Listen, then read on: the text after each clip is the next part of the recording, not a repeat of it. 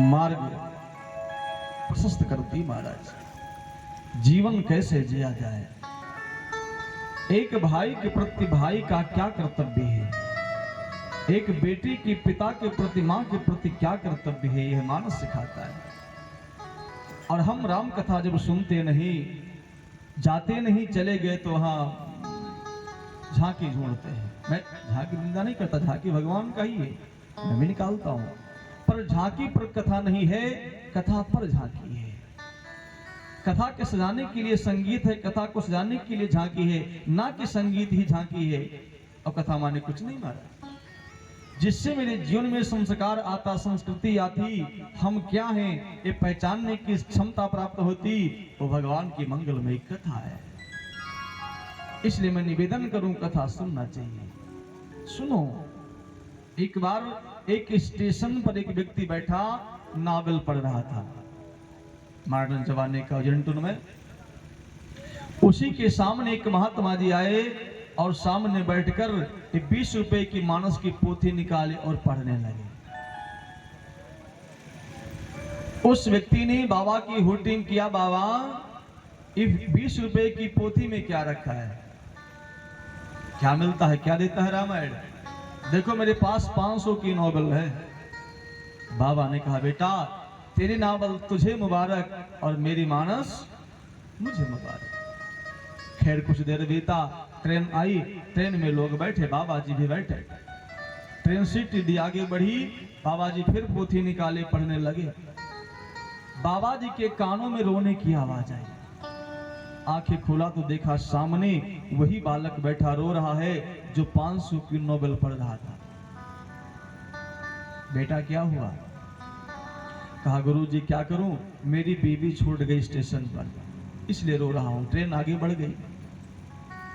बाबा जी ने कहा, बेटा तेरी बीवी छूटने का कारण यह 500 की नोबेल है। अगर तुम मात्र यह 20 रुपए की मानस की पोथी पढ़ा होता, आज तेरी बीवी नहीं छूटती। उसने कहा, क्यों, क्या मानस में लिखा है?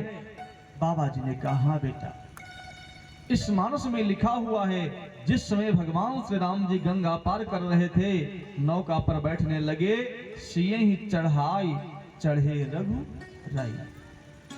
जानकी जी को श्री राम जी ने पहले नौका में बिठाया और बाद में स्वयं बैठे हैं, यह नियम है। अगर मानस पढ़े होते तुम्हारी बीवी नहीं छूटती, तो पहले बीवी को ट्रेन पकड़ाता, बाद में तू पकड़ता। क्योंकि वो अबला है, तो दौड़ के पकड़ सकता है, भीड़ में धक्के मार के घुस सकता है, छूट जाएगा तो आ भी सकता है। तूने मानस नहीं पढ़ा बेटा। इसलिए मैं निवेदन करूं, राम कथा आप जरूर सुनिए जीवन में। राम कथा मर्यादा से भरी हुई है। अच्छा, आजकल सबसे बड़ी समस्या यह है ना, किसी के यहाँ जाओ तो लोग बड़े गर्व से कहते हैं, गुरुजी तो क्या है कि मेरा जो वो है ना छोटुआ, वो मोबाइल को बढ़िया से चला लेता है, हमको तो फोन में उठाना नहीं आता है, ना करना आता है।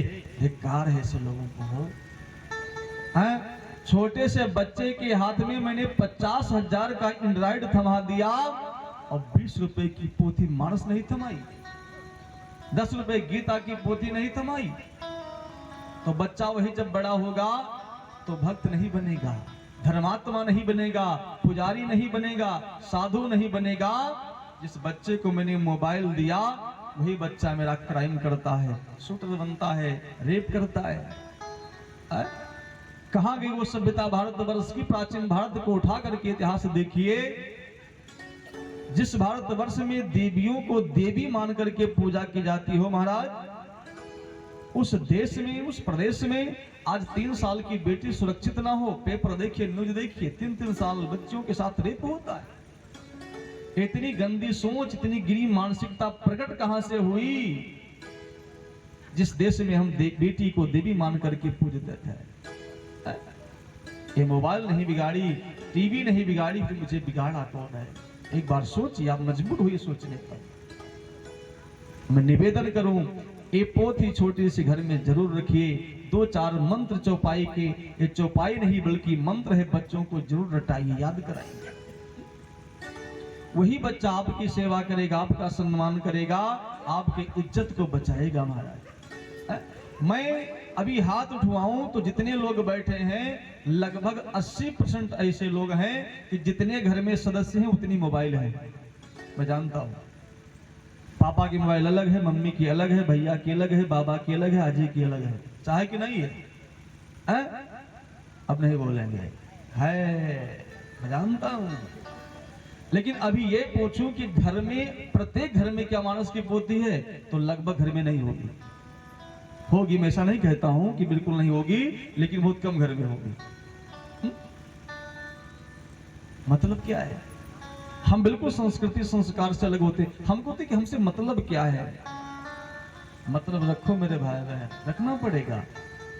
देखो, ये बताना मेरा धर्म है। आपने से योग्य समझा, मुझे यहां तक बिठाया तो बताऊंगा तो है ही महाराज। बात मानो न मानो खुशी आपकी, हम तो बाबा है कहकर अपने घर जाए। आपने सुना होगा गीत को ना, बात मानो न मानो, क्या है गीत? कैसे है? कैसे?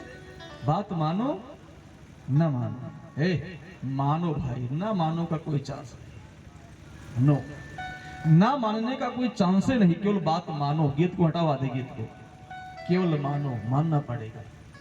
अगर सुंदर जिंदगी जीना चाहते हो तो बात को तो माननी ही पड़ेगी महाराज। नहीं, आज देखिए, जिस भारतवर्ष में श्रवण कुमार जैसे बेटे ने जन्म लिया हो, उस भारतवर्ष में वृद्धा आश्रम चलाए जा रहे हैं महाराज, जो भारत के माथे पर कलंक का एक टीका है। आप जाकर देखो, बड़ी स्थिति खराब है। बाहर में निकलता हूं, देखता हूं महाराष्ट्र, गुजरात महाराज, लगभग प्रांतों में दास के द्वारा कथाएं हो चुकी है। आप यूट्यूब पर देखिएगा, कोई प्रांत बचा होगा। मैं देखता हूं, बड़ी स्थिति खराब, बड़ी स्थिति भयावह है। अभी मैं कथा करने गया था राजस्थान में, एक स्थान में पड़ता है, देखो भूल रहा है, तो बास कुछ था, बांसवाड़ा शायद क्या था। तो वहां ये हुआ, कमेटी के लोगों ने कहा गुरुजी, जो अनाथ आश्रम के बच्चे हैं वो आरती करना चाहते हैं। हमने कहा सादर आमंत्रित हमारे मंच पर बुलाया जाए उनको। एक दिन वो बच्चियां आई, एक दिन वो बच्चे आए जो अनाथ आश्रम के थे, जिनके माता पिता कोई नहीं, जिनका वारिस कोई नहीं। उन बच्चों को जब मैं देखा तुम्हारी आंखों में आंसू आ गए। सोचिए, जिनके पास माता जी हैं, पिताजी हैं, बाबा हैं, आजी हैं, उस बच्चों को भी कहीं ना कहीं समस्या होती है जीवन जीने में, और जिसके पास कोई ना हो महाराज, उसकी भी जिंदगी कैसी जिंदगी है? ऐसा काम क्यों करते हो? बाहर अनाथ आश्रम चलता है जहां बच्चे पाले जाते हैं, अवैध संतान, ये जो भटक गए इधर उधर। तो कहने का भाव बिल्कुल संस्कार से अलग होगी तो बड़ी स्थिति खराब होगी। कथा आप जरूर सुनिए, और एक निवेदन और करूं, अपने बच्चों को कथा में जरूर ले जाइए। चूंकि बूढ़े क्या सुधरेंगे, अब तो उनका राम नाम सत्य होने वाला है। सुधरना मेरे जवान युवा भाई बहन को है, जिनकी जिंदगी विशेष है। तरुणाई के पौरुषता से युग का इतिहास बदलता है। जवानी, तरुणाई के पौरुषता से युग का इतिहास बदलता है। जिस ओर जवानी चलती है उस ओर जमाना चलता है, उस ओर जमाना चलता है महाराज। इसलिए मैं निवेदन करूं, अपने युवा बच्चों को, छोटे छोटे बच्चों को कथा में जरूर ले जाइए, सत्संग जरूर कराइए उनसे। वही मेरे भारतवर्ष के भविष्य हैं, संस्कारवान उनको जरूर बनाइए। सनातन धर्म के वही रक्षक हैं। आप अभी देखे होंगे, न्यूज में पढ़े होंगे, मुंबई की घटना, 35 टुकड़ों में काट करके बोरी में पैक किया गया। आप वो सुने होंगे ना, हुआ है ना? अब सोचिए, आप कल्पना करिए, वो भी किसी की लाडो है, किसी की लाडली है, किसी की बेटी है ना, लेकिन संस्कार इतना गिरा दिया महाराज। थोड़ा सा चोट लग जाए कितना कष्ट होता है, जरा कल्पना करो। कहने में तो बड़ा अच्छा लगता है, लेकिन उस गहराई में पहले उतरो, फिर सोचो। कि जब 35 टुकड़ों में वो काटी गई होगी, कैसा लगा होगा।